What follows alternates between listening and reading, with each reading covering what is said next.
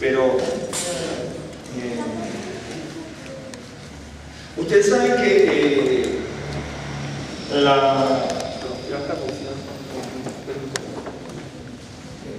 próximamente nosotros tenemos el primer miércoles de septiembre, ¿no es cierto?, Rosh Hashanah, y posteriormente Yom Kippur y posteriormente Sukkot. El 7 comienza el mes de Elul y no muestro porque después algunos me dicen, no era así.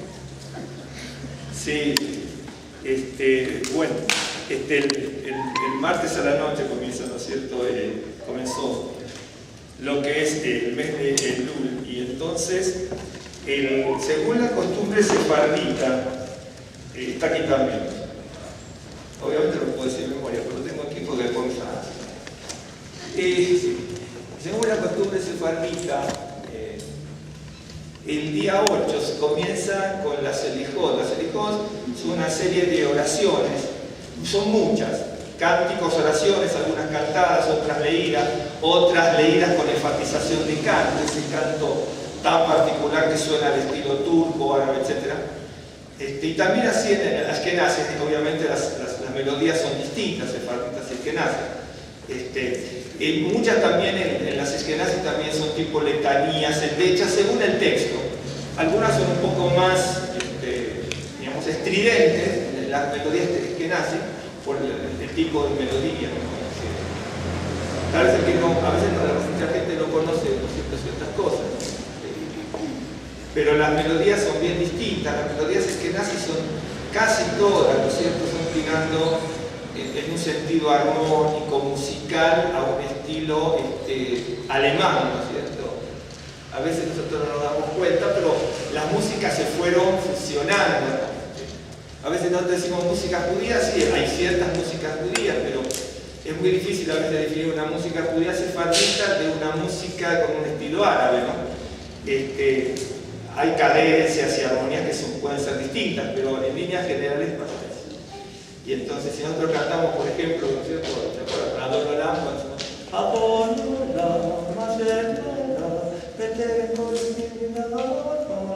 es una melodía netamente, no se le puede decir es una melodía recreada por el judaísmo, es una melodía que surge, ¿no es cierto?, de las vertientes de la cultura musical alemana, etc. Y así las músicas se van fusionando, ¿no es cierto?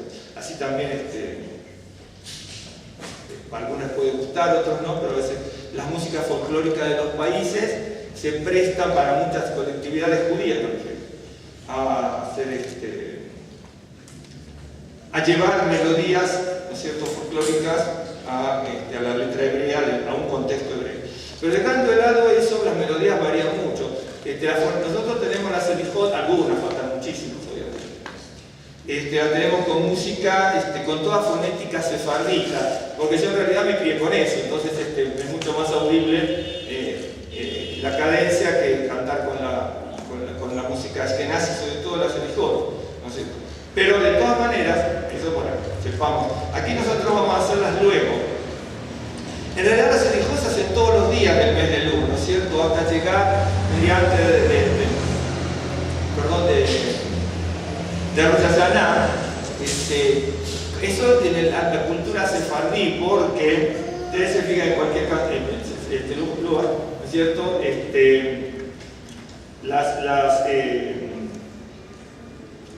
las Selijot comienzan en las Eskenazi comienza el primer domingo, por así decirlo, ¿no es cierto?, en la noche, sería el sábado de la noche, el primer domingo, antes de Rosh Hashanah. Entonces nosotros en las Selijot nosotros comenzaríamos el 8 en la gente judía, ¿no es cierto?, hasta la festividad. De hecho que se prolongan hasta Yom Kippur. De hecho que se hace en Rosh Hashanah y Yom Kippur también con algunos agregados, etc. en el Matzot. Ahora, por ejemplo, los Eskenazi aquí lo dice, ¿no es cierto?, en la noche Selijot Eskenazim. Por ciertas razones, los sefarditas lo hacen todo el mes y los Eskenazi lo hacen un domingo antes, ¿no es cierto?, de Rosh Hashanah. Y obviamente hay muchas costumbres, muchas culturas, muchas tradiciones, ¿no ¿no es cierto? Como leer el Salmo 27 2 veces por día. No lo hacen todos, pero algunos sí, se leen determinada cantidad de salmos, ¿no? Pero antes de compartirlo voy a mostrar algo para que vean por qué. Esto me saqué una fotocopia de mi libro, pero le voy a dar nada más que esto para que vean. Bien. Esta es una copia del libro de Selijot. En realidad no se habla mucho en los libros de Selijot. Son muchos los autores, ¿no es cierto? Varían algunas cosas, pero dicen, bien.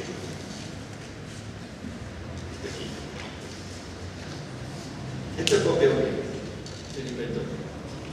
Dice, debemos elegir muy bien el lugar donde concurriremos a los servicios de Rosh Hashanah y Yom Kippur. Esta aclaración se debe al hecho que, desgraciadamente, hay muchas sinagogas que en estos días se llenan de personas que solo van a encontrarse con sus amistades o a mostrarse y no a comunicarse con el Creador. Además, muchas veces la gente también habla dentro de la sinagoga durante el transcurso de los rezos, molestando a quienes realmente quieren rezar. Y eso seguramente desconcentrará a quien desee elevarse mediante las conmovedoras plegarias de estos días. Aún más, muchas veces las personas también hablan durante el toque del shofar, confundiendo a la gente que sí quiere cumplir con la misma de escuchar todos los sonidos del shofar, y a veces es muy difícil acallarlos. Es por todas estas razones que debemos ser muy cuidadosos en la elección de la sinagoga donde rezaremos en estos solemnes días, pensando de antemano que tal vez, en caso de ser necesario, vendrá a concluir una sinagoga a la cual nunca hemos ido con asiduidad y no a la que estamos acostumbrados a ir. A veces uno va a un lugar y el hecho de la confianza de muchas cosas hace que la gente, ¿no es cierto?, no preste la atención debida por distintas razones. ¿Se da cuenta cómo es? A veces si lo dijera yo, dice tal cosa, ¿no? Pero si esto está en los libros del judaísmo, se acostumbra a veces en los lugares, ¿no es cierto?, a practicar mucho, a distraerse mucho, a no prestar atención, y a muchas cosas a veces que hacen que se opaque una reunión. No es el caso de esto, pero digo para que vean, ¿no es cierto?, cómo a veces ocurren cosas que debemos, y dicen muchas cosas más, estas son dos hojitas que ahí habla pero ahí habla del shofar. Obviamente no lo hacen todos, obviamente el Shabbat no lo hacen, pero no se hace, pero sí nosotros trajimos, no las pasamos todavía hasta aquí, ya las haremos. Lo que pasa es que no tenemos muchas, pero son muy largas, y entonces lo vamos a hacer. Trajimos los cancioneros. Yo había hablado con algunos hermanos que habían venido los miércoles hace un año, ¿se acuerdan? Hasta que practicamos todas, nos llevó como 7 meses y las estudiamos todas. Y les pedí que trajeran sus hojas porque ahí tienen indicaciones que no están en el cancionero. La Selijot significa perdones, ¿no es cierto? Como perdón, pero en plural. A veces se los anoté todo aquí, también en un Shabbat. Bueno. Y hoy las vamos a hacer en un rato. El que se quiera tomar tempranito se va y punto. Lo de menos, no tenemos ningún problema, ¿no? Pero nos vamos a quedar primero para practicarla, pero en un sentido de práctica, con respeto, con reverencia y con cabana, con concentración. De hecho, que a veces uno tiene que aprender las cosas, a veces siempre hay que aprender, pero cuando uno no sabe ciertas cosas, hay que aprenderlo, ¿no es cierto? Y entonces, eso es lo que vamos a hacer. Por eso vamos a cortar esto, pero vamos a tener una meditación, una reflexión también. De hecho, que la Selijot, por ejemplo, traje aquí, yo tengo, por ejemplo, este es el librito completo. Pero que parezca mentira, lleva un buen tiempo hacerlo en una reunión, tal vez 2 horas, obviamente haciéndolo completo. Casi todos los libros de Selijot son parecidos con algunas variantes, ¿sí? Con algunas variantes. Bueno.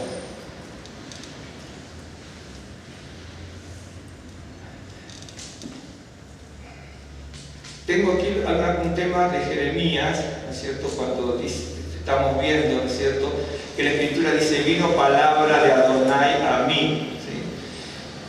Y entonces lo voy a dejar como segundo plano esto para iniciar con el tema en particular de Selijot y lo añado a esto. Ustedes saben que hay una canción que es la que comienza la Selijot, ¿no es cierto?, que dice Yashem Al-Teradá, ¿no es cierto?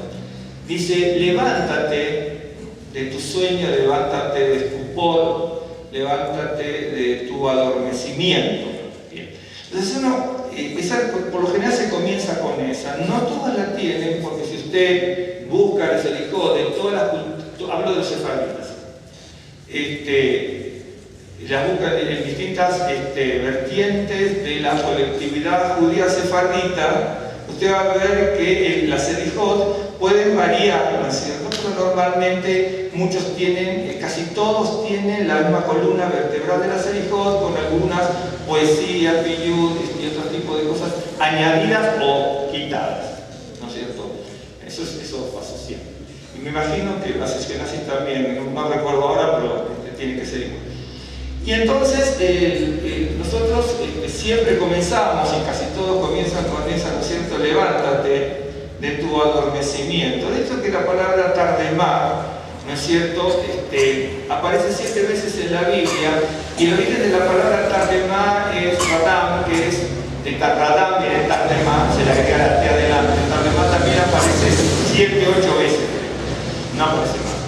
Pero es bien interesante porque cuando uno analiza esta palabra, significa un adormecimiento, pero no un adormecimiento de estar dormido en sueño como cuando nosotros nos acostamos, ¿no es cierto?, en la noche y dormimos, ¿sí?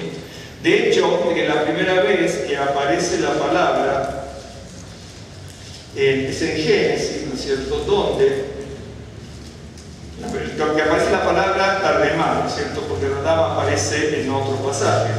Pero por ejemplo, en Génesis 2, 21, ¿sí?, dice, entonces Adonai hizo caer un sueño profundo, ahí en la palabra sueño profundo es tardemá, ¿sí?, sobre Adán, y mientras éste dormía tomó una de sus costillas y cerró la carne en su lugar, y de la costilla que Adonai Dios tomó del hombre hizo una mujer y la trajo al hombre. Ahí es donde dice en Génesis 2:21, ¿no es cierto?, que le hizo el Señor caer a Adán en un sueño profundo. Podemos tener la tentación de pensar que lo hizo dormir en cuanto a perder el conocimiento, como si fuera una anestesia, ¿no es cierto?, general. Podría ser que haya dormido, ¿sí? Lo más probable es que tal vez no es cierto?, porque la palabra tardemá es un sueño profundo, pero no necesariamente un sueño profundo donde la persona está durmiendo, sino que lo hace estar en un estado especial, ¿no es cierto?, donde el Señor va a actuar de tal manera que a esa persona que le hace caer Dios en un tardemá, ¿cierto?, va a hacer que esa persona a partir de ahí tenga un inicio, una novedad de vida. ¿Me está siguiendo? Siempre, por lo general, cuando aparece la palabra tardemá, siempre hay este tipo de relación, ¿cierto? Usted se acuerda cuando la segunda vez que aparece, tenga en cuenta esto, la segunda vez que aparece es en Éxodo capítulo 15, ¿no es cierto? Y entonces en Génesis capítulo 15, usted se acuerda de Abraham, ¿sí? Abraham en un momento, había sido, cuando nosotros empezamos a estudiar la historia de Abraham, ¿cierto?, vemos que Abraham es una persona que jamás cuestiona absolutamente nada, que es una persona obediente, que es una persona fiel, que sigue el camino del Señor, ¿sí? Bien. Pero hay un momento donde en el capítulo 15, que ha desconcertado a muchos comentaristas. Si usted lee los comentaristas judíos del arte contemporáneo también, pero si lee los de la antigüedad, ¿no es cierto? Usted va a ver que tienen distintas opiniones, o piensan mucho también, y tienen distintas opiniones acerca de esto, ¿no es cierto? Dice, capítulo 15,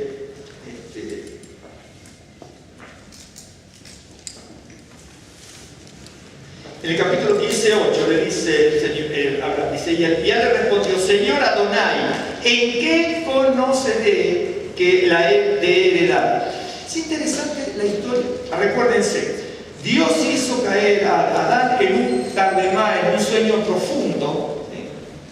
Para que Dios actuara absolutamente y Adán no tuviese absolutamente nada que ver en eso, sino que Dios le hace caer en un estado, se puede traducir incluso de sopor, de adormecimiento, hay otra palabra, de trance, también se puede traducir como de trance, donde a partir de ese momento Dios le va a dar un inicio, un comienzo nuevo en su vida. De hecho, que lo hace entrar en un trance o en un estupor o en un adormecimiento, un sueño profundo, ¿sí? Vuelvo a decir, pensamos que es caer dormido en una cama. En realidad eso no es en el pasaje, y mucho menos en el pasaje de Adán, en el pasaje de Abraham. Y entonces muchas veces Dios tiene que hacer caer en un sueño muy profundo a la persona, ¿no es cierto?, para poder actuar él absolutamente. Esa es la realidad cuando usted lee la Biblia. Entonces en Génesis capítulo 15 vemos que Abraham es una persona victoriosa. A Abraham nunca le importa el bienestar personal. Mire, jamás de entrada, jamás le importó a Abraham la riqueza que Dios le había prometido. Dígame, a partir del capítulo 12 de Génesis en adelante hasta el final, ¿dónde le dice Abraham a Dios: bueno, Señor, ¿dónde está el oro y la plata que me prometiste? Esa es una opinión que a veces nosotros escuchamos en algunas congregaciones, y que todo el dinero, el oro de los egipcios, el oro de los gentiles para los creyentes, y un montón de cosas que nos hacen salir. Y cuando se piensa en eso, muchas veces Dios nos va a hacer caer, en un sueño muy profundo, para que nos despojemos de eso, de ese pensamiento equivocado, y comencemos una nueva vida, porque esa es la realidad, ¿de acuerdo? Y entonces, si usted se fija en la vida de Abraham jamás le importó, ¿no es cierto?, los bienes que Dios le había dado como promesa. No es porque no lo quisiera, pero en ningún momento dice: bueno, Señor, ¿a dónde está toda la riqueza que tú me prometiste? ¿Usted lo leyó alguna vez en la Biblia? Nosotros tenemos una idea equivocada a veces por los mensajes que escuchamos en algunos lugares. Puede ser en el judío-mesianismo, en el cristianismo, en el judaísmo, donde sea. Pero a veces tenemos que tener cuidado, porque nosotros, cuando estudiamos la palabra de Dios, leemos, transmitimos, tenemos que formar y no deformar. Y a veces nosotros leemos e informamos algo que leemos, pero que jamás meditamos. El sueño profundo de Adán, ¿sí?, es caer en un estado de una inconsciencia y un despojo de sí mismo, para que Dios actúe y cree con él, y a través de él cree la mujer. Y esa es la realidad. Pero nosotros capaz caemos en un estado de tardemá, de sueño profundo, porque nosotros hacemos las cosas, pensamos las cosas, queremos las cosas, resolvemos las cosas, interpretamos la Biblia, se la transmitimos a cualquiera, nos creemos cualquier interpretación que se nos ocurra de la Biblia, y no es realidad. No es realidad. Entonces uno ve la historia de Abraham. Por ejemplo, Abraham no le interesó el oro y la plata y la riqueza que le daba el pagano, el rey de Sodoma, ¿sí? Pero tampoco se preocupó por exigirle a Dios que le respondiera con la promesa de la riqueza. Esa es la realidad. Y de repente vemos a Abraham, ¿no es cierto?, con una total indiferencia por los bienes, y decirle a no, quédate con lo que tú quieras, que yo me voy para el otro lado. ¿No es así? Y uno se va dando cuenta, ¿no es cierto?, de este hombre Abraham.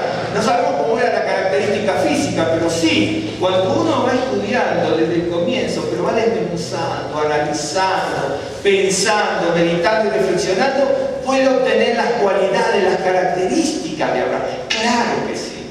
Claro que sí. Cómo se sentía, qué pensaba, qué deseaba. ¿Se acuerdan cuando les comenté que iba a sacrificar a Isaac? ¿Sí?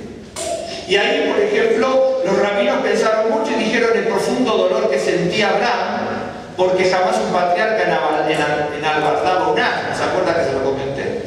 Y entonces en esos pequeños detalles, que son la parte narrativa de una historia, que lo tomamos como una característica de la situación, y entonces Abraham, si tiene que transportarse, tiene que tener un asno enalbardado, ¿sí? Pero lo enalbarda él.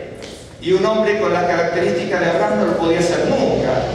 Pero el dolor que sentía, la angustia, el amor por su hijo, hace que la persona haga un montón de cosas, ¿no es cierto? Que en lo común no lo haría, pero a veces el dolor, la angustia, el amor, hace que hagamos cosas. De repente, una persona que está enamorada, a lo mejor nunca se hubiera imaginado que cuando no estaba enamorada iba a hacer tal cosa, pero ahora que se enamoró, ¿me entienden? Entonces hace algo que no estaba habituado a hacerlo, pero ahora que tiene una sensación interna distinta, le hace que la persona tenga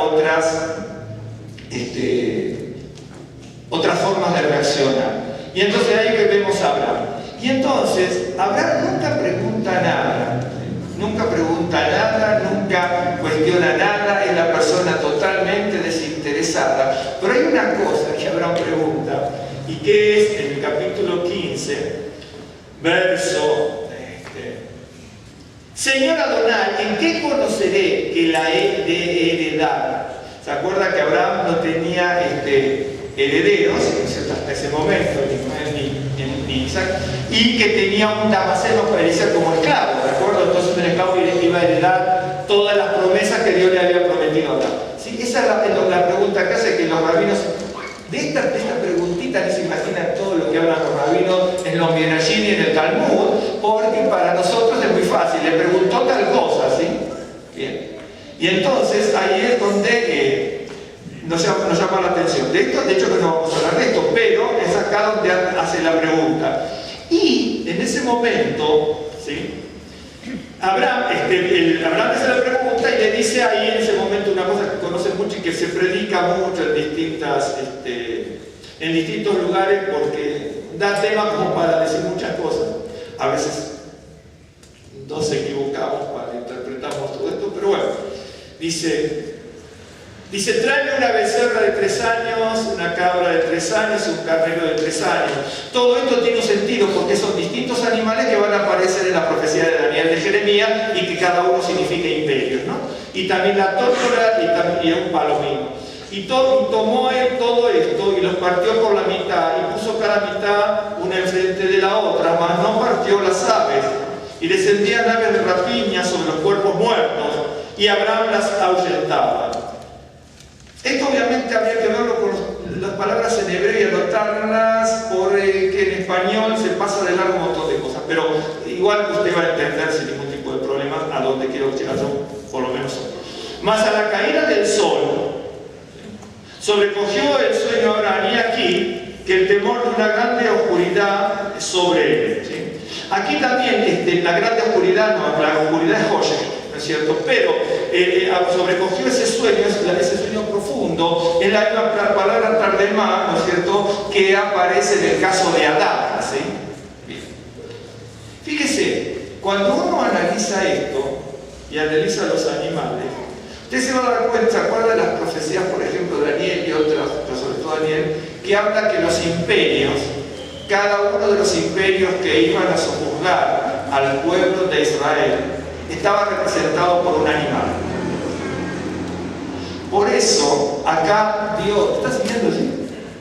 Aquí Dios le está hablando a Abraham, ¿no es cierto? Yo sé que es un sacrificio y que los animales debían partirse, y cuando se partían a la mitad, pero las aves, ¿no es cierto?, se derramaba muchísima sangre porque se partía de la cabeza hasta, ¿no es cierto?, hasta su cola, todos se partían los animales, ¿no es cierto? Y que en definitiva también lo hacían los paganos también esto. De ahí viene la palabra símbolo. ¿Usted sabe lo que significaba, lo que es la palabra símbolo? El símbolo usamos, símbolo aquí, símbolo aquí. La palabra símbolo viene de la palabra símbola. Símbola es griegos, cuando el animal se partía para hacer el sacrificio, ese animal era símbolo. Y de ahí viene la palabra símbolo.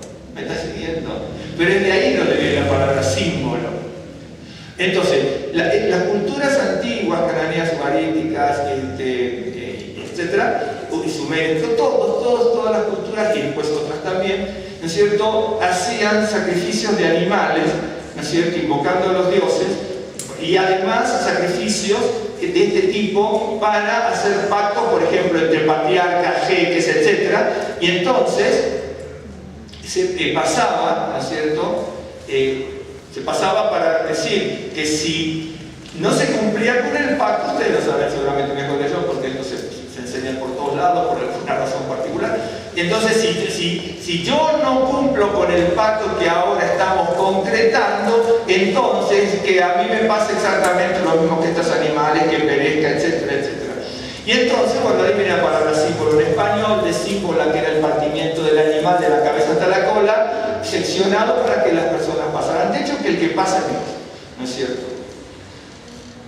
De hecho. Quiere decir que es un pacto, en definitiva, unilateral.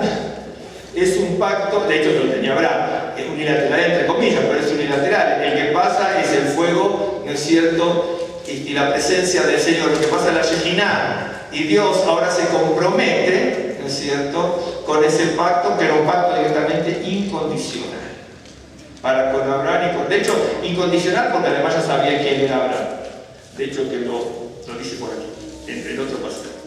Dice, mas a la caída del sol sobrecogió el sueño a Abraham, y aquí que el temor de una grande oscuridad cayó sobre él.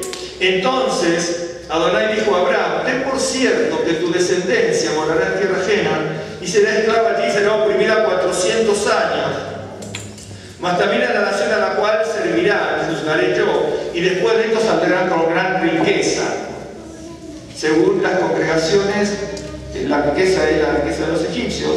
Según la interpretación hebrea, es la Torá. Y tú vendrás a tus padres en paz y serán sepultados en buena vejez. Y en la cuarta generación volverán acá, porque aún no ha llegado a su colmo la maldad del amorreo hasta aquí. Y sucedió que puesto el sol y ya oscurecido se veía un horno humeante y una antorcha de fuego que pasaba por entre los animales divididos. En aquel día hizo Adonai un pacto con Abraham, diciendo, a tu descendencia daré esta tierra, desde el río de Egipto hasta el río grande, el río Éufrates, y la tierra de los habitantes que estaban establecidos en esa región.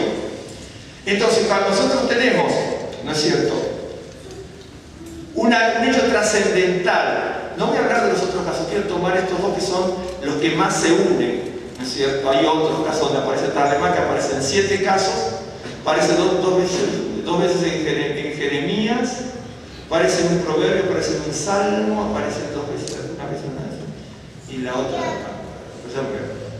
pero aparece 7 veces, y viene la palabra Adán, que también creo que aparece 7 veces.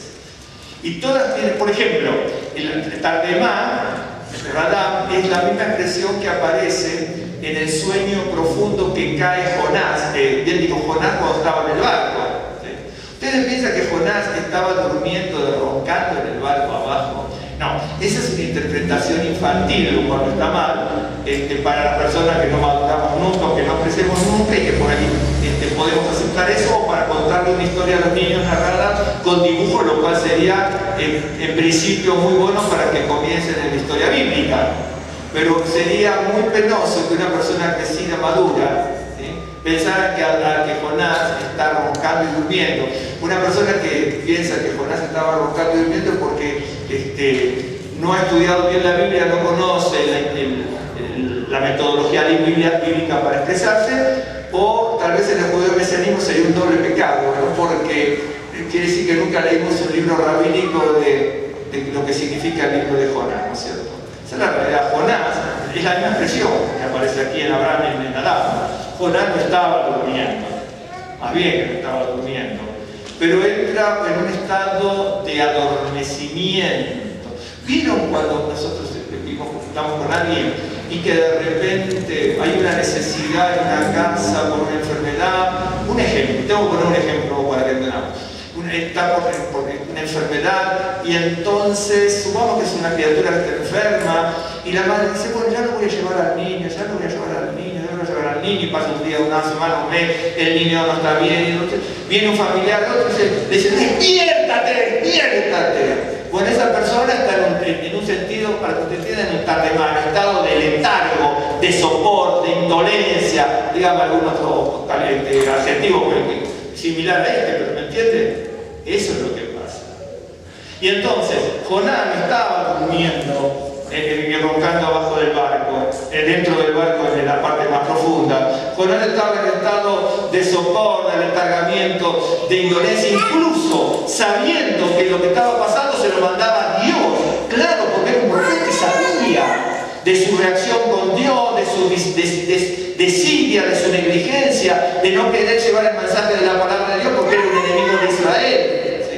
Un ejemplo, porque es así. Y entonces entra en un estado de no saber, el nervio sería la palabra. Entonces, entra en ese estado porque él sabía que lo que estaba pasando venía de parte de Dios para crearle un estado de conmoción, ¿no es cierto? Y entonces, Jonás cambiara de actitud, ¿me está siguiendo? Entonces, cada vez que usted encuentra la palabra, en español jamás nos vamos a dar cuenta, ¿no?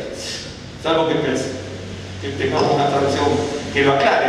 Pero en el caso de Jonás, que entra una tarde más en un sopor, ya es porque Dios lo está llevando a eso para que Jonás tenga una actitud distinta y cambie, ¿no es cierto?, su relación con él. En el caso de Abraham pasa exactamente lo mismo, en el caso de Adán también. ¿De acuerdo? Y entonces, en el caso de Abraham, entra en un estado de sueño profundo. Miren, Dios le tenía que decir a Abraham que su descendencia iba a morar en tierra extraña, ¿sí? Eso lo tenemos aquí. Pero cualquier persona que conoce la metodología bíblica y que conoce la simbología bíblica, se da cuenta solamente cuando están los animales partidos. ¿Se acuerdan cuando en el Nuevo Pacto dice que Abraham, ¿no es cierto?, había visto ese tiempo y creyó? Porque Abraham, como que le hicieron los animales partidos y lo pone en estado de estupor, ¿no es cierto?, de adormecimiento, ¿no es cierto?, en un estado de trance. A través de esos animales le está diciendo lo que después le va a decir aquí. Ten por cierto que tu descendencia morará en tierra extranjera y será esclava allí 400 años. Pero Abraham ya estaba viendo los imperios que Dios estaba previendo que iban a sojuzgar al pueblo de Israel en los animales partidos, porque después lo leemos en la profecía de Isaías, de Daniel, y también lo nombra Jeremías. ¿Me está siguiendo? Por eso que la Biblia es toda una unidad, es una cosa maravillosa. Mire, Adán, para dejar actuar a Dios, tuvo que entrar en un estado de adormecimiento. Y para que Dios le revelara algo grande, hiciera algo nuevo con él. Y a partir de ahí salir, ¿no es cierto?, de ese estupor. Abraham, para decirle algo tan terrible como lo que tenía que decirle, lo hizo entrar en un estado de estupor, de trance, de adormecimiento, para decirle que su familia, ¿no es cierto?, iba a ser exiliada 400 años. ¿Se acuerdan de Ezequías usted? ¿Se acuerdan que lo vimos el otro día? ¿Se acuerda cuando le dijo lo que le iba a pasar Isaías a Ezequías y a su familia? Que su familia sería eunuca, ¿no es cierto? Eunucos. Y que serían esclavos. Y bueno, todo eso, ¿vio? ¿Vio el estado distinto de Ezequías a Abraham? Porque Ezequías dice, bueno, a lo menos no va a pasar esto mientras yo viva. Sin embargo, fíjate el estado, ¿no es cierto?, de indolencia, ¿no? Por lo menos no va a pasar en mi etapa de vida. Que el otro se lleve el cargo es otro problema. Por eso la Escritura hay que analizar y saber dónde cada uno está ubicado. Si nosotros no somos solidarios con los demás, no tenemos un carácter de altruismo. De hecho, que el Nuevo Testamento está lleno de eso. Y Jesús decía, si a ti te dicen, bueno, lleva esto una milla, llévala dos. A nosotros dicen, lleva una milla y que lo haga él. ¿Me entiendes? pero la idea es otra bíblicamente, es así. Dice, si tú tienes, dale al otro. Y nosotros queremos, atesoramos, buscar. Y a veces para nosotros, ¿no? Porque tenemos desarraigado un poco en el ser humano ese egoísmo, ¿no? ¿A usted no le pasa que a veces usted tiene cosas, ¿no? Que no la usa 1, 2, 5, 8, 15 años, que la otra persona la había podido aprovechar y usted la guarda, lo mira, lo ve, algún día va a servir? Y no le damos al otro, después se oxida, la tela se abre si no es metal, esto se ennegrece si es de metal, esta otra persona lo podría haber aprovechado, pero no es cierto. Por eso es bien interesante cuando Isaías, próximo a Yom Kippur, y a Rosh Hashanah, dice, Isaías se acuerda que dice, fue el verso que tengo por ahí, ustedes ayunan para, ¿cierto? Ustedes ayunan para pleitos, ¿no? Era bien interesante, pero eso lo voy a tocar después para que vean esto. Lo importante es que nosotros estamos próximos a Rosh Hashanah, Yom Kippur, aunque el mes de Elul tiene las características de arrepentimiento, de meditación, de reflexión. Son 40 días. Y una de las cosas que se lee mucho y se canta, ¿no es cierto?, es cantar los cantares cuando dice Ani le dodí, me dodí li, ¿no es cierto? Ani, yo, le dodí, soy para mi amado, me dodí li, como mi amado es para mí. Ani. Entonces, si usted ve la primera letra de Ani, de le dodí, de Vedodí y li, le forma el mes de Elul. Las 4 palabras que yo dije, Ani, Ledodí, Vedodí, Li, ¿sí?, forma la palabra Elul, que es el mes que estamos transcurriendo. Ahora fíjense, Ani, Ledodí, Vedodí, Li, todas terminan en la Yud. Ani, Ledodí, Vedodí, Li. Son 4 Yud. 4 Yud suman 40. Son los 40 días que Moisés estuvo, ¿cierto?, buscando al Señor para que perdonara al pueblo de Israel por el becerro de oro que había construido, ¿sí? Por eso la Selijot, los perdones, van del pueblo sefardita, de una vez que pasó el primer día del mes de Elul, ¿no es cierto?, hasta Yom Kippur, transcurriendo los 40 días, pues esos son 40 días de Selijot, ¿no es cierto?, solidarizándonos con el clamor que Moisés hizo 40 días hasta que se acuerdan que bajó, ¿no es cierto?, con la nueva tabla dijo, Dios ha perdonado. ¿Sí? ¿Me están siguiendo? Y entonces, este es el Abraham es Moisés, pero el Abraham que nosotros estamos viendo, que ya había visto todo de antemano, ¿no es cierto?, para expresarle su profecía, ¿no es cierto?, eso que va a ser tan cruel y duro para el pueblo de Israel, lo tuvo que hacer entrar en un tardemá.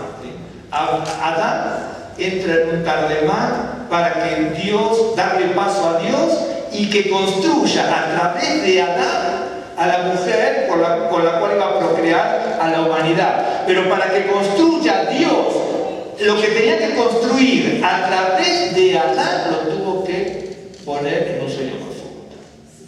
Nosotros decimos, bueno, cuanto más vivos seamos, cuanto más despiertos seamos, cuanto más seamos humanamente, ¿no es cierto?, y bueno, Dios nos va a usar más, ¿no es cierto?, pero para procrear la humanidad, ¿no es cierto?, Adán tuvo que entrar en un sueño profundo para concebir, ¿no es cierto?, el destino del pueblo de Israel, y que Abraham lo entendiera y a partir de ahí construyera la fe de Abraham, ¿sí? Y ahora decir, ¿por qué construir la fe de Abraham?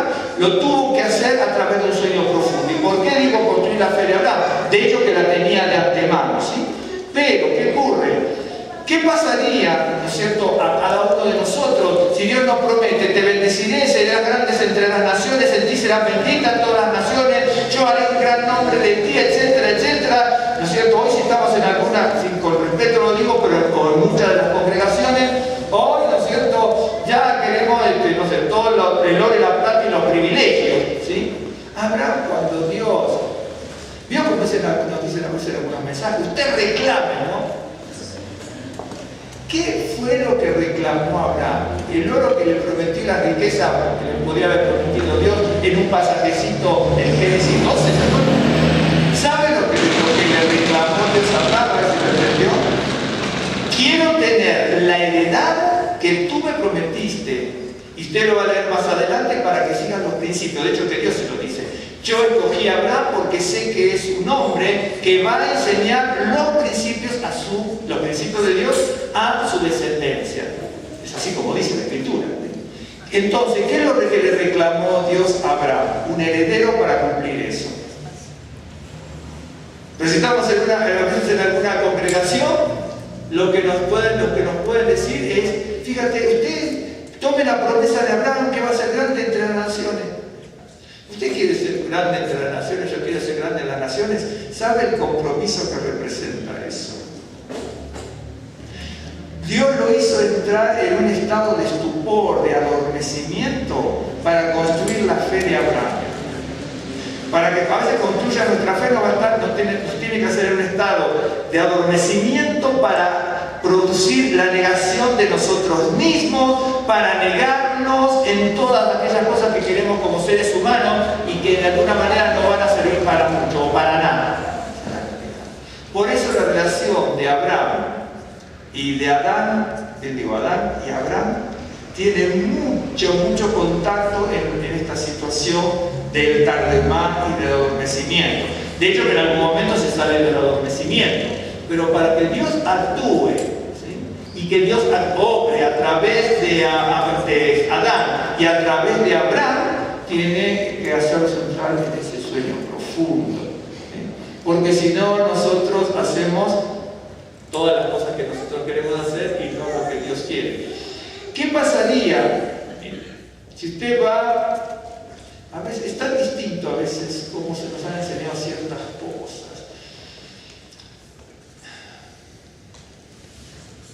Si Abraham hubiera estado en un estado de reflexión tan profunda, de adormecimiento, de ese tardemá, que es tan difícil traducirlo para que se entienda, una persona lo entiende bien en hebreo, tardemá, ¿no es cierto?, de introspección, de kavaná, de concentración, ¿no?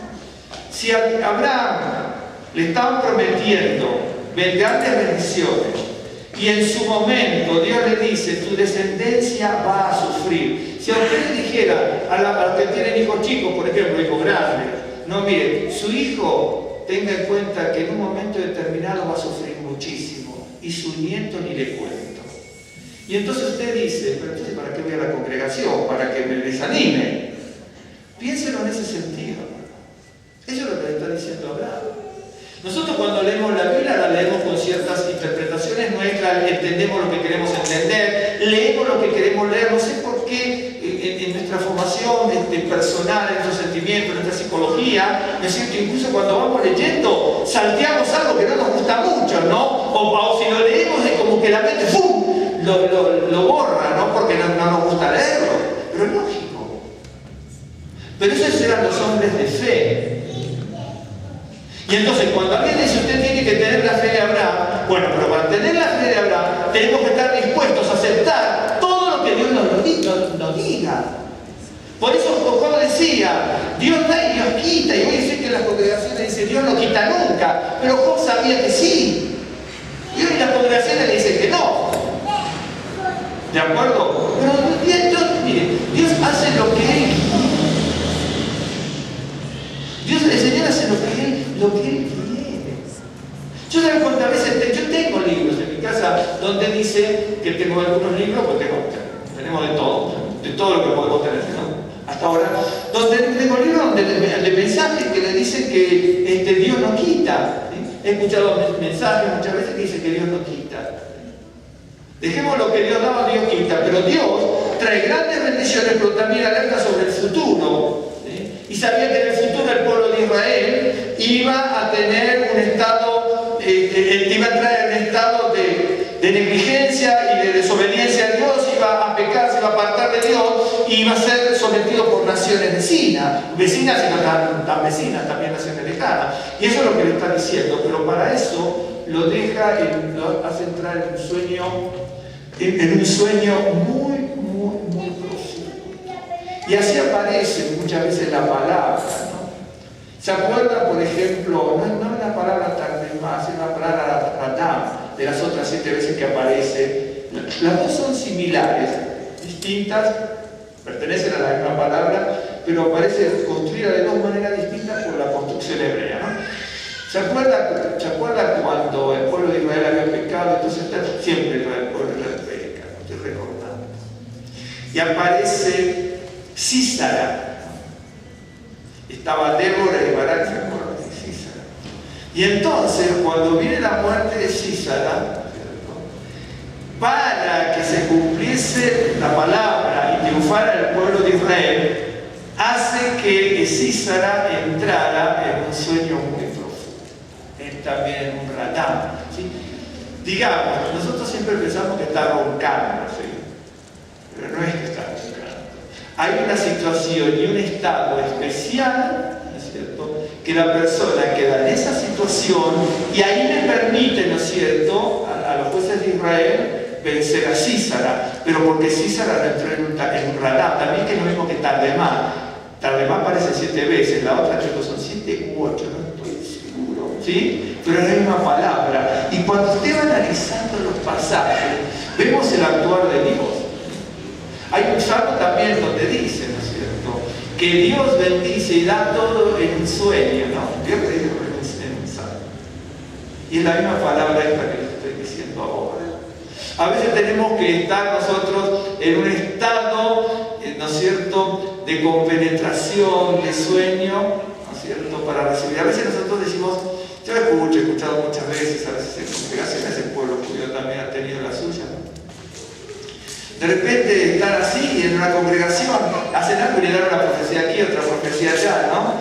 Y no hay una concentración, no hay un estado especial. Uno tiene que a veces aprender ciertas cosas. Entonces, nosotros estamos en el mes de luz, en un mes de transición hacia Rosh Hashanah, Yom Kippur y Sukkot, porque todo es una unidad, en definitiva todo es una unidad. En 40 días, donde el pueblo judío, en líneas generales, tiene la Selijot, el pueblo Ashkenazi las tiene menos, pero tiene los servicios diarios también con alusiones a la preparación para Rosh Hashanah y Yom Kippur.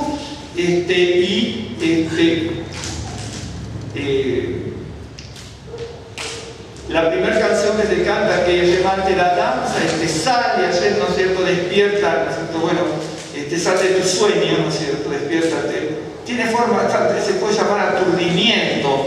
En algunos casos también se puede traducir como sal de tu locura, ¿no es cierto? Esta es la idea. No quiere decir que Dios nos hace entrar en una locura, pero la idea es esa cuando se traduce en la Selijot. Reitero, en este momento tendríamos nosotros que entrar en esa búsqueda de Dios, ¿no es cierto?, y entrar en un estado especial, dejar a Dios que actúe en nosotros como dejó actuar a Adán y como dejó actuar a Abraham.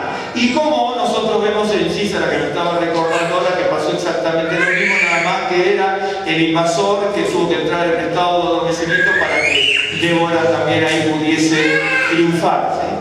Pero para que, reitero, eso es lo que tenemos que aprender, para que Dios actuara a través de Adán, ¿sí?, y obrara y trabajara y creara algo a través de Abraham, lo tuvo que Dios hacer entrar en un estado de adormecimiento, ¿sí? Abraham a lo mejor hubiese querido decir, yo quiero ver, ¿no es cierto?, cómo tú actúas, ¿no? Eso pasó lo mismo con Abraham. Abraham le podría haber dicho, Señor, yo quiero ver todo lo que está pasando aquí, ¿sí? Y sin embargo, comenzó un estado de adormecimiento y de temor. Ese es de temor angustiante, ¿sí? Porque en definitiva Dios le iba a dar una profecía que a ninguno le hubiera gustado, pero allí es donde se construye la fe. Verdaderamente. Nosotros creemos que la fe se construye, crece a través de todos los beneficios que nos pueda dar Dios y que son gratos para nuestra vida y que nos son beneficiosos para estar bien fortalecidos y sanos y ricos, ¿sí? Y sin embargo, en definitiva, a Pablo le dijo: mi poder se perfecciona en tu debilidad, ¿sí? Jacob tuvo que le sacaron el tendón y quedó rengo. A Jeremías se le dijo: no, a Jeremías, si usted la historia de Jeremías dice, está bien que no había noviazgo como ahora, pero Jeremías era jovencito, ¿sí? Y entonces en un momento anhelaba tener una novia y una esposa, y en un momento cuando le va a dar la palabra dice: tú no vas a tener. ¿De acuerdo? Entonces llega un momento que Dios es soberano y Dios quiere lo mejor para nosotros, y va a llegar un momento que tenemos que ser, ¿no es cierto?, dóciles ante lo que Dios nos dice. El caso de Jeremías es especial, el caso de Abraham es especial, el caso de Adán es especial, el caso suyo y el mío también es especial, y a lo mejor a algunos le toca ciertas cosas en la vida y a otros no. A otros no. ¿Me está siguiendo? Entonces, por eso, ahora les comento esto que tengo aquí rápidamente. Acuérdense de esto. ¿Se acuerdan que estamos viendo? Vino palabra de Dios. Y cuando viene palabra de Dios, viene palabra de Dios en el desierto y vimos todo lo que pasaba. Vino palabra de Dios a Elías en un momento de crisis y escasez y lo sustentó. Vino palabra de Dios a Elías, como fuimos viendo, ¿no es cierto?, a Elías en un momento de una angustia terrible y lo sostuvo, lo levantó, ¿no es cierto?, y animó a la persona que estaba deprimida. ¿Sí? Vino una palabra de Dios a Isaías, no a Ezequías, sino a Isaías, ¿no es cierto?, una palabra de Dios para bendecir con sanidad a Ezequías. Entonces la palabra de Dios viene para sanidad, la palabra de Dios viene para sustentar en medio de la escasez, viene para libertar a la persona de la presión y la angustia de muerte, como podía tener Elías en ese momento, o que viene la palabra de Dios, como fuimos viendo, en el desierto, y ya vimos lo que podía ser desierto. No sé si ustedes deben saber tanto, o haber leído, lo que sea. Pero viene la palabra de Dios en otra expresión como tardemá, para que Dios actúe solo a través de Adán y para que Dios actúe solo a través de Abraham. ¿Sí? A veces nosotros queremos hacer: Señor, yo puedo. Miren, pues, a veces se pueden dar profecías, lo cual hay que tener mucho cuidado con eso, ¿no es cierto? Y entonces dice: usted vaya, usted puede, usted consigue, usted es el hijo del rey, usted, esto es cierto, somos todo eso lo que usted me quiera decir. ¿Sí? Pero ¿qué garantía tengo y tenemos lo que usted me está diciendo, palabra de Dios? ¿Sí?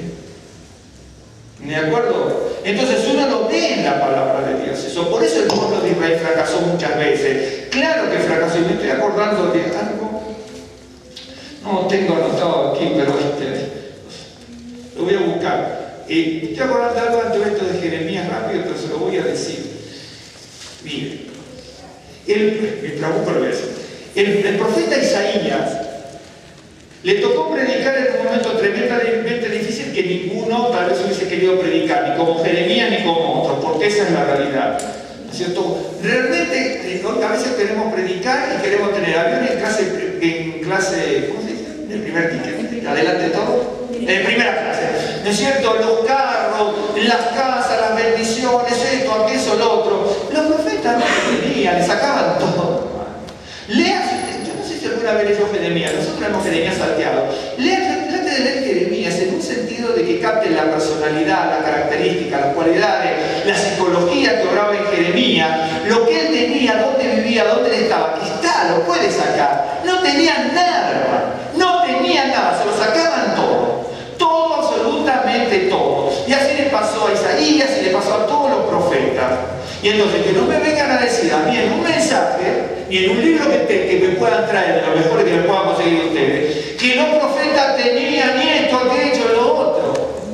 Me acuerdo una vez estaba leyendo el libro y un día se lo voy a mostrar y escuché el mensaje. Decía, bueno, dije, no, usted tiene que ser rico como Yeshua, porque es cierto, vio que la prenda de Yeshua que era de una sola pieza, ¿no? Viste que Yeshua era rico, ¿sí? Sí, pero murió en el madero, hermano. Y lo torturaron. ¿De qué le puede haber servido una túnica de una sola costura? ¿Se da cuenta que yo tengo libros? Yo cuando leo esos libros digo, la verdad que hace ir. Y dice, doctor en teología, la verdad que estoy a 8 años, recibir un máster degree en divinidad. Yo nunca entendí cómo se puede ser ser máster en divinidad. No lo entiendo, los títulos americanos no lo entiendo. Honestamente, máster en divinidad. ¿Qué máster en divinidad si el Señor es el máster? ¿Cómo voy a ser máster en divinidad? ¿De dónde sacan los títulos los seminarios? Son aberrantes, hermano, aberrantes. En serio, ¿cómo es el máster en divinidad? ¿Yo máster de qué? El único máster es el Señor. He creado, pero soy máster en... Yo lo entiendo, yo soy el... Somos nosotros. Por eso, hermano, que no tiene que... Alguna vez Dios nos va a traer un tarde más que nos va a dejar durmiendo 20 años más o menos. Ya no necesito un ratito como Adán o como Abraham, yo necesito varias semanas de tarde más. Es cierto, hermano. Es cierto, entonces yo leía el libro, hermano, dice... Bueno, tantas profecías, tantas cosas que se dan. No digo, hay predicadores bellísimos, con profundidad, con conocimiento, con muchas cosas, pero realmente hay, miren, viéndolo en un sentido inverso, ese tipo de cosas adormecen a la gente. Es más, hasta la estupidizan de tal manera, o no se estupidiza de tal manera, que no llegamos a comprender la palabra de Dios, la entendemos tergiversada totalmente. Esa es la verdad.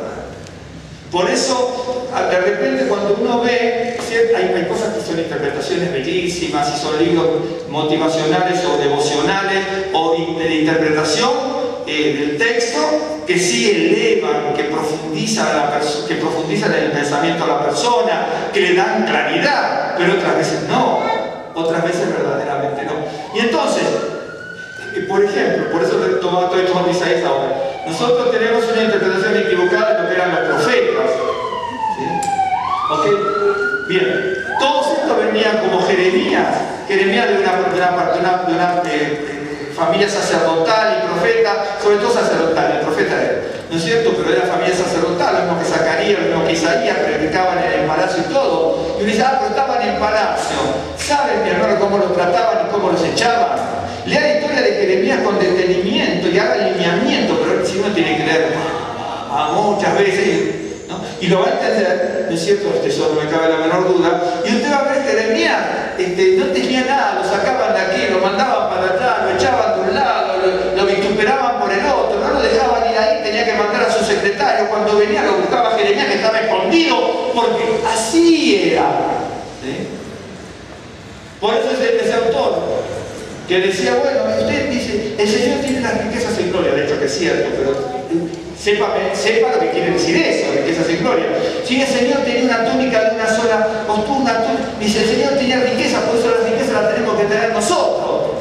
Y el sacrificio que tuvo, cómo lo trataron, cómo lo golpearon, cómo lo humillaron, cómo lo escupieron, cómo lo trataron de loco cuando le dijeron está fuera de sí, lo dijo su familia, era tratarlo de loco, fuera de sí es una persona enajenada, loca. ¿Sí? Pero tenía una túnica linda. La túnica era hermosa. Entonces me está bajando el nivel de la palabra de Dios al soplo, más o menos. El nivel de lo que quiere decir el mensaje me lo está bajando a la ciénaga directamente. No tiene sentido. No amerita ni siquiera comentario. Pero son máster en divinidad. Son fenómenos, máster en divinidad, pero con túnica hermosa. Miren la túnica hermosa que tenía, ¿cómo se llama el chico? José. Una túnica hermosa, la usó muy poco tiempo. Dios tenía una profecía, pero lo usó muy poco tiempo. Entonces a veces tenemos que pensar dónde verdaderamente nosotros queremos llegar. Y le voy a leer esto ya para ir terminando, ¿no? Dice que viene palabra de Dios y a veces viene, perdón, lo dije lo de Isaías, primero de Isaías, que no tenía, digo, que Isaías le tocó predicar en un momento muy difícil, en un pueblo de Israel que se creía el mejor y el único sobre la tierra, porque era realidad. Y entonces Dios le había dado al pueblo de Israel, de hecho que el pueblo de Israel hizo ayunos, pero Dios le había dado al pueblo de Israel como único ayuno, ¿no es cierto?, que dice Tanit, ¿no es cierto?, en ese caso para Yom Kippur, ¿de acuerdo? Aunque el pueblo de Israel, por la cultura y la tradición, tenía distintos ayunos, que con esos ayunos, sí, en definitiva, si son ayunos verdaderos, ¿sí?, querían demostrar su piedad y con esa piedad genuina, a través del ayuno, buscar cierto?, que Dios le respondiera. Pero el pueblo de Israel se estaba dando cuenta que estaba actuando mal en su vida personal, cotidiana y como nación. Ayunaba el pueblo de Israel como ritual, con la liturgia, pero no manifestaba su piedad porque vivía mal, pero ayunaba. Y entonces cuando ayunaba y vivía mal, no podía conseguir los logros que Dios le había prometido. ¿Me está siguiendo? Y me siguió hasta ahí la idea. Y en ese momento, cuando el pueblo de Israel ayuna y ayuna y ayuna y tiene distintos ayunos, y tiene una vida de impiedad en vez de mostrar piedad con los ayunos para conseguir los beneficios de Dios y la restauración, entonces Isaías tiene que predicar en ese momento. ¿Me está siguiendo? Y le dice: ¿por qué dicen ayunamos y no hiciste caso? Perdón, Isaías 58, 3. El pueblo de Israel está en el templo, ¿sí? Va a ayunar. Isaías está en el templo porque Isaías estaba en el palacio, ¿ok? Y entonces va el pueblo, de hecho que pasa hoy también en el pueblo de los creyentes: Señor, ayunamos y no respondiste. ¿Sí? ¿Se acuerdan lo que decía Santiago también como judío? Ustedes piden y piden mal. ¿Sí?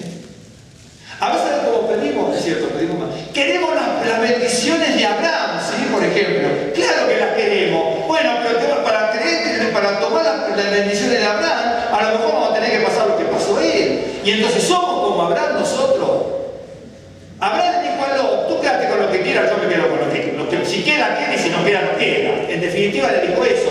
Queremos las bendiciones de Abraham, pero no tenemos esa, ¿cómo le puedo decir?, capacidad de Abraham de dejar todo para el otro, si fuera necesario. Decimos: queremos las bendiciones de Abraham, ¿sí? Pero Abraham dijo: yo quiero tener un heredero. Si usted lee más adelante, el heredero que siga los pasos de Dios. Pero queremos las bendiciones de Abraham no para tener un heredero y que siga los pasos de Dios, sino queremos la bendición de Abraham para ser grandes en la tierra.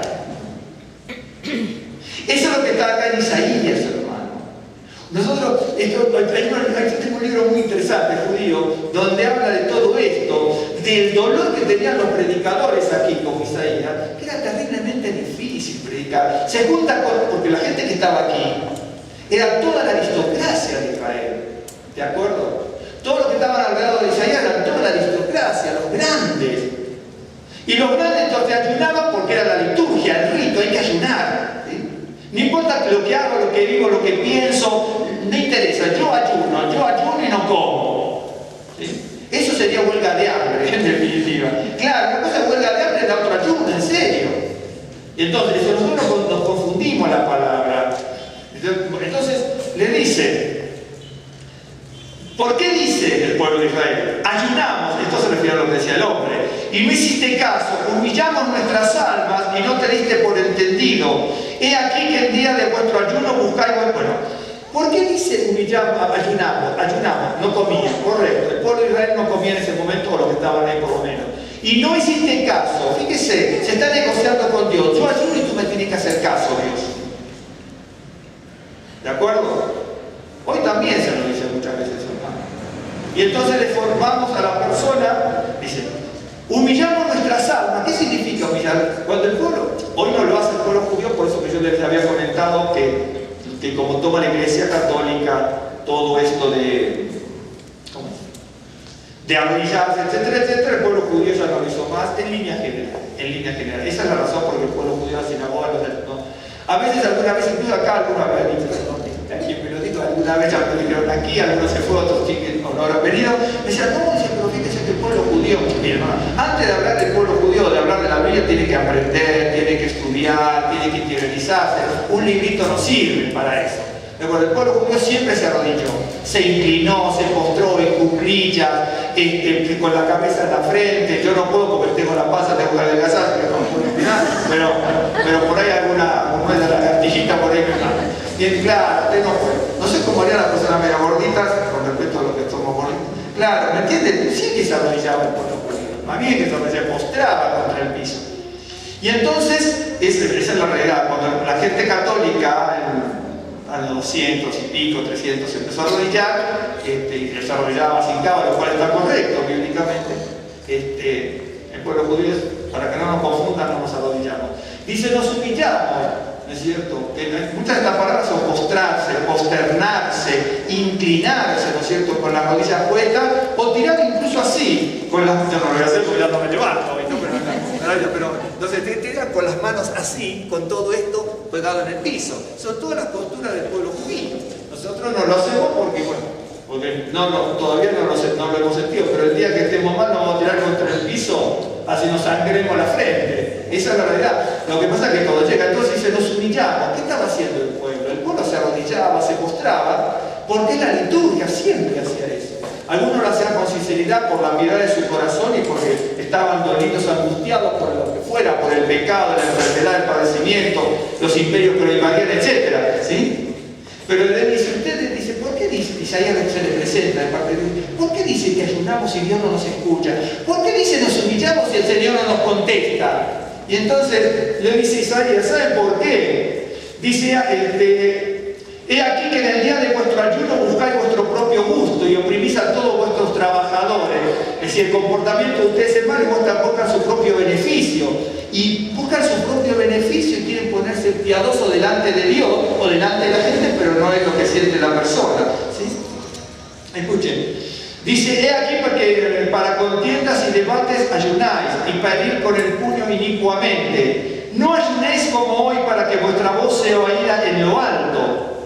Dice, es tal el ayuno que yo escogí que de día aflija el hombre su alma, que incline su cabeza como junco y haga cama de silicio y de ceniza. ¿Llamaréis esto ayuno y día agradable a Adonai? La gente judía iba y se ponía ropas con silicio porque demostraba, ¿no es cierto?, todo lo que era la piedad. ¿Sí? De hecho, que incluso algunos fariseos, de lo cual ustedes saben lo que yo pienso y como alguna vez les he explicado, mucha gente en el judaísmo también se empolvaba la cara, ¿no es cierto?, para que parezca más blanco y piadoso, ¿no es cierto? Así que la gran maraquita sería la cara piadosa, ¿no es cierto? Entonces, ¿me entienden? Es así.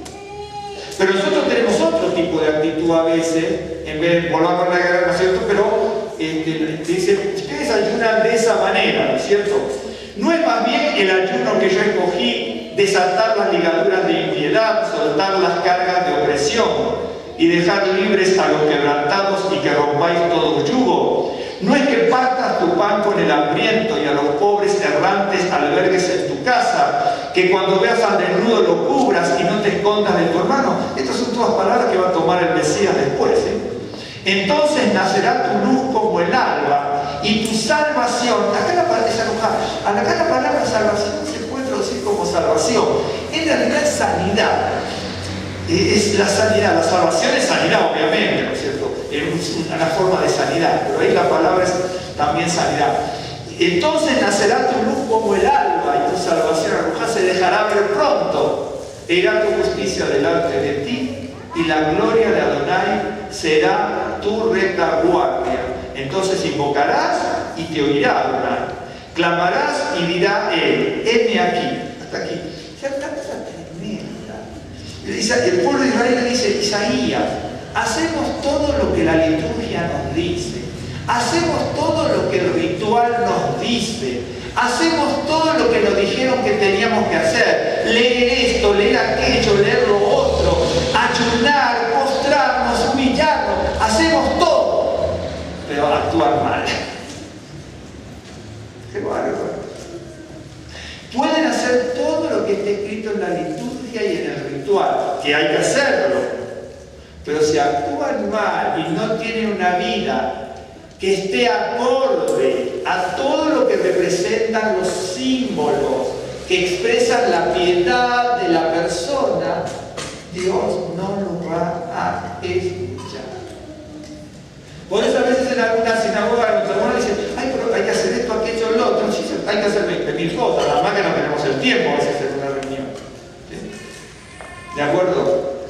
Pero uno puede hacer lo que fuese, pero si no va con la obediencia, con la disciplina, con el corazón contrito y humillado y con una vida de rectitud, de obediencia que respalde eso que estamos haciendo, entonces no nos va a dar resultado.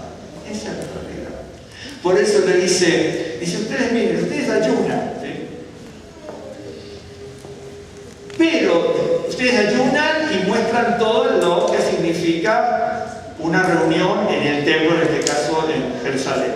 Dice, pero no es más bien el ayuno que yo escogí, desatar ligaduras de impiedad, soltar cargas de opresión y dejar libres a los quebrantados y que rompáis todo yugo.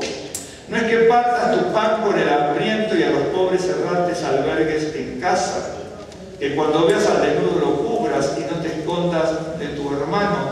Aquí habla, miren, a veces, siempre se ha hablado, vieron que cuando, no sé, ¿quién me? No me digo mucho, a veces ya tengo 13 años casi con Rosa aquí, pero tenemos.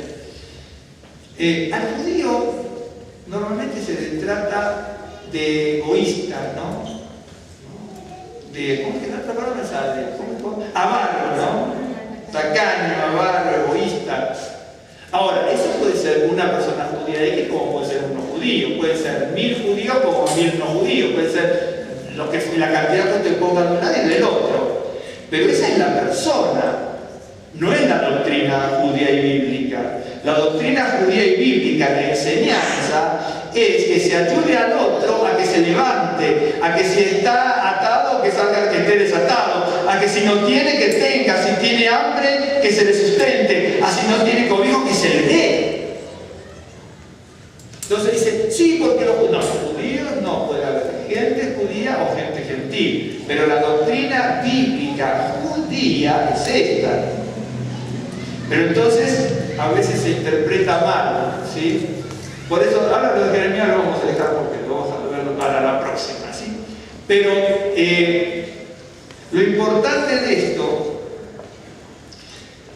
es que viene Yom Kippur, y si nosotros, la gente judía o nosotros que lo practicamos, todo este tiempo, ¿sí?, no lo hacemos como lo está diciendo el profeta Isaías, es porque verdaderamente tenemos una vida en nuestro corazón de indolencia, de indiferencia, y para sacarnos de eso a lo mejor Dios nos va a entrar en un adormecimiento, pero un adormecimiento que venga de Él, un tardemá que venga de Él, ¿no es cierto?, para convencernos, para conmocionar nuestras vidas, nuestro ser interior. Quiera Dios, mi hermano y mi hermana y yo mismo, ¿no?, que este mes de Lul y todo lo que siga y lo que nosotros podamos ver, lo que pueda ver usted en su casa con la palabra de Dios, sea, ¿no es cierto?, para que Dios esté obrando y actuando, para que cada uno de nosotros dejemos actuar a Dios en nuestra vida. Si a Dios no tomaba a Adán de esa manera, la mujer no iba a estar nunca. Si Dios no lo tomaba a Adán, si no tomaba a Abraham de esa manera, Abraham jamás hubiera resistido la palabra que Dios le daba. Jamás. Jamás. Una palabra terriblemente difícil. Saber que la heredad de uno iba a pasar opresión. Y eso fue lo que le dio crecimiento en la fe de Abraham. Eso fue lo que le dio crecimiento. Quiera Dios que usted y yo podamos tener crecimiento. Que si es un tardemá de Dios, que lo tengamos, pero que ese tardemá de Dios nos saque del adormecimiento y de la vida de interpretación equivocada que tenemos de la Biblia, de creer todo lo que nos dice cualquiera, de cualquier libro que leemos es palabra sagrada. La única palabra sagrada es la que sale de la Biblia. Todo lo demás me puede ayudar. Pero la Escritura dice a la ley y al testimonio. A la ley, que es esto, y al testimonio de lo que está aquí, no al testimonio suyo ni mío. Cuando dice a la ley, al testimonio es la palabra.